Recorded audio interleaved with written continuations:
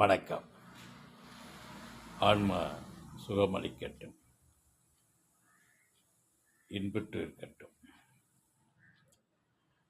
சவண்ட மரத்தை கூட நிமித்திடலாம், அடிக்டான மனதை நிமிர்த்த முடியாது. அவ்வளோ சீக்கிரம் அதை நிமிர்த்த முடியாது, நிமிராது. அடிக்ட் அது இப்போ மரம் இருக்கிறது, மரம் சவண்டுச்சுன்னா கூட அதுக்கு கம்பை கட்டி அதை கட்டி இல்லாட்ட வேறு இடத்துல ரிமூவ் பண்ணி கூட அதை காப்பாற்றிடலாம், அந்த மரத்தை தேத்திடலாம்.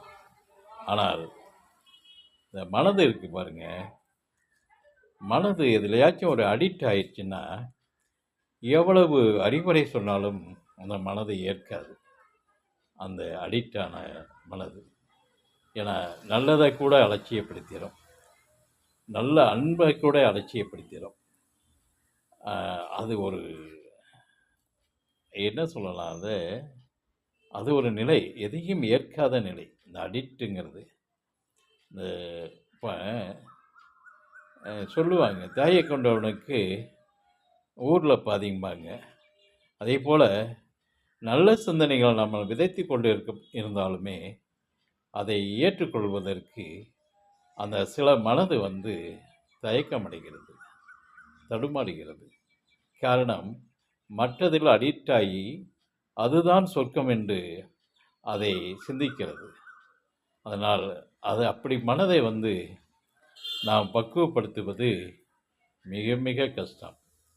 அதான் ஐயா சொன்னது மாதிரியா, அவ்வளோலாம் சொன்னது மாதிரியா, விரித்தேன் கடையை விரித்தேன் வாங்குவார் யாரும் இல்லை. ஐயாவே அவ்வளவு வேதனைப்பட்டிருக்கார்.